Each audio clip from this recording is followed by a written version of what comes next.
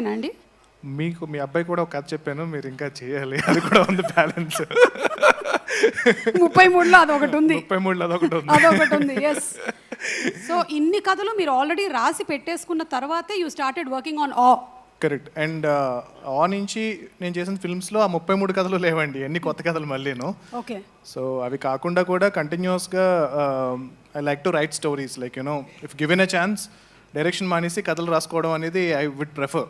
అంటే ఇప్పుడు అర్జున్ లాంటి డైరెక్టర్స్ అందరూ మూవీస్ చేస్తూ ఉంటే కనుక ప్రాబ్లీ బోయపాటి గారు కూడా కథ కావాలంటే నేను I would like to give my story. 29 కథలు ఉన్నాయండి, ఇంకా 29 స్టోరీస్ ఉన్నాయి. So I like and I love writing. So ప్రతిసారి బ్రేక్ తీసుకోవాలి, ఈ వర్క్ నుంచి బ్రేక్ తీసుకోవాలని చెప్పి వెకేషన్కి వెళ్ళినా సరే ఒక ఫస్ట్ డే వరకు నార్మల్గా ఉంటాను. సెకండ్ డే నా పక్కన ఎవరుంటే అది ఇప్పుడు ఇలాగ ఓపెన్ చేస్తే ఎలా ఉంటుందని స్టార్ట్ అయిపోతుంది అనమాట. సో అది పార్ట్ ఆఫ్ ఇది ఎప్పుడు స్టార్ట్ అయింది మీకు? ఏ ఏజ్లో ఈ కథలు మీరు చెప్పడం అనేది? ఇంట్లో చెప్పడం మొదలు పెట్టారా లేకపోతే? లేదండి, ఇంట్లో ఎప్పుడు లేదు. మామూలుగా ఇంజనీరింగ్ చదివేటప్పుడు గుర్తుపెట్టుకోవడానికి I'm very studious, I was very studious. And subjects గుర్తుపెట్టుకోవడానికి ఒక కథల రూపంలో దాన్ని కన్వర్ట్ చేసేవాడిని. బ్రిలియంట్. సో అది అలవాటు అయిపోయింది అలాగా. అండ్ మా ఫ్రెండ్స్కి కూడా ఎగ్జామ్కి వెళ్ళే ముందు 1 డే ముందు మొత్తం సబ్జెక్ట్ అంతా కూడా, ఈవెన్ న్యూరల్ నెట్వర్క్స్ని కూడా నేను అరుంధతి సినిమాతో అసోసియేట్ చేసి చెప్పేవాడిని. సో అది చాలా ఈజీగా వాళ్ళకి ఎగ్జామ్ రాయడానికి పనికొచ్చేది. సో ఆ ప్రాసెస్లో I think it's gone in to my blood. Just ఊరికే మాకు ఒక చిన్న ప్రోమో లాగా అరుంధతి సినిమాని మీరు ఈ న్యూరల్ నెట్వర్క్స్ కి ఎలా లింక్ చేశారో ఐ జస్ట్ వెరీ క్యూరియస్. ఇప్పుడు గుర్తులేదని మర్చిపోయాను, ఆ కనెక్షన్ మాత్రం గుర్తుంది. ప్రాబ్లమ్ నాతో చదువుకున్న వాళ్ళు ఎవరైనా గుర్తుండి ఉంటుంది వాళ్ళకి. ఓకే, సో ఇలా కూడా గుర్తుపెట్టుకోవచ్చు. ఈరోజు స్టూడెంట్స్ చాలా మంది చూస్తున్నారు. You can also remember your subjects like this very easily. I teach మనం ఒక చిన్న ఇంటర్వ్యూ చేసి టీచ్ చేద్దాం. ఓకే, జై హనుమాన్ ప్రమోషన్స్ అప్పుడు ఈ పని చేసేద్దాం మనం ఫస్ట్. ఈలోపు చదువుకునే వాళ్ళు చదువుకోండి. Okay please. అందరికీ నమస్కారం అండి. ఇక్కడ విచ్చేసిన పెద్దలకి, ఈ సినిమా కాస్ట్ అండ్ క్రూకి అండ్ పాత్రికేయ మిత్రులకి అందరికీ నా నమస్కారం.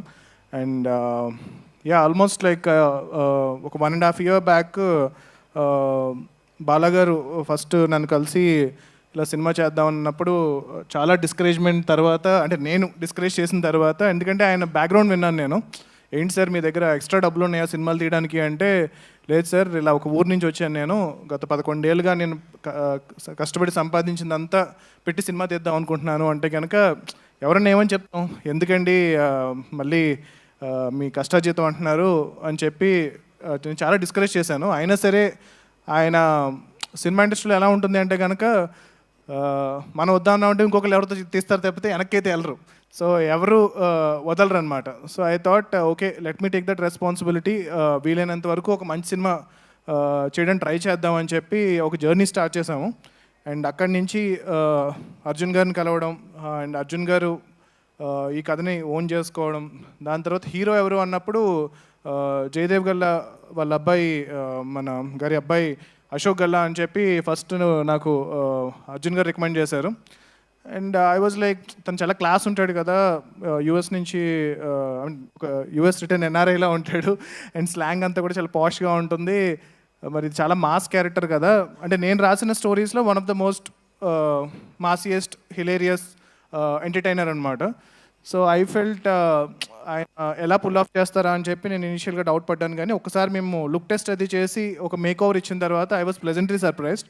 అండ్ దాని తర్వాత రషెస్ చూసిన తర్వాత ఇంకా I was very impressed. And డెఫినెట్గా అద్భుతంగా, అంటే లైక్ తన ఈ ఫిల్మ్ కోసం చాలా మంచి మేకోవర్ చేసి ఈ సినిమా కోసం కష్టపడి ఈ క్యారెక్టర్ని పర్ఫెక్ట్గా పర్ఫామ్ చేశారు. అండ్ పర్టికులర్గా ఆయన గురించి చెప్పాలి అంటే కనుక, ఒకసారి very beginning of the film కథ చెప్పిన టైంలో మా ఫ్రెండ్ నా ఆఫీస్కి అశోక్ గారు వచ్చినప్పుడు, అరే ఆయన అశోక్ గారు కదా అంటే కనుక అవునరా అంటే, ఆయన మణికొండలో నీ ఆఫీస్లో ఏం చేస్తున్నారు రా అన్నారు. అంటే ఆయన మన కృష్ణ గారి ఫ్యామిలీ అండ్ మహేష్ బాబు గారి రిలేటివ్ అండ్ ఎంపీ గారు వాళ్ళకి సంబంధించిన సన్, ఇంత పెద్ద బ్యాక్గ్రౌండ్ ఉన్న ఆయన నీ ఆఫీస్లో ఏం చేస్తున్నాడు అంటే కనుక ఆ రోజు నాకు అర్థం కాలేదు.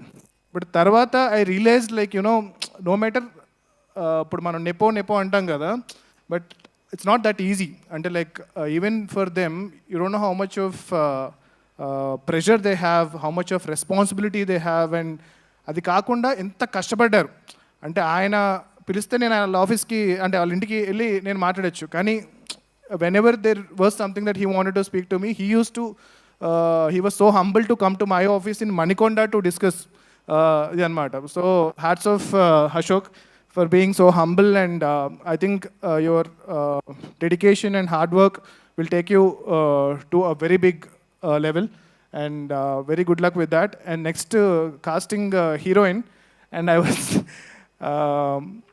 ఈ సినిమాలో హీరోయిన్ క్యారెక్టర్ చాలా చాలా ఇంపార్టెంట్ అనమాట. సో ఇనిషియల్గా ఆల్రెడీ ఎక్స్పీరియన్స్డ్ ఉన్న అమ్మాయినే పెట్టుకోండి అని చెప్పి నేను చాలా స్ట్రెస్ చేశాను. దాని తర్వాత ఇలాగ మానస వారణాసి మిస్ ఇండియా అంటే కనుక ఏ మోడల్స్కి వాళ్ళకి యాక్టింగ్ రాదు, వద్దు వచ్చి మంచి యాక్టింగ్ వచ్చిన వాళ్ళని పెట్టండి, ఎందుకు మనకి ఎన్ని రిస్క్లు అంటే కనుక లేదు లేదు సార్ అమ్మాయి బాగా చేస్తుంది అని చెప్పి వాళ్ళు కాస్ట్ చేశారు. అండ్ దాని తర్వాత నేను కొన్ని రోజుల తర్వాత చూసి I was pleasantly surprised. Thank you for proving me wrong.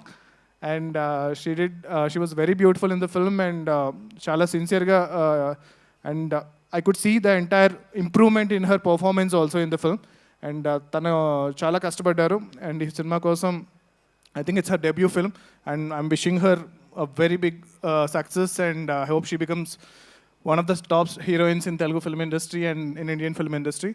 And next Bala garu gurinchi cheppanu. So Bala garu ala oka village nunchi tanu సంపాదించిన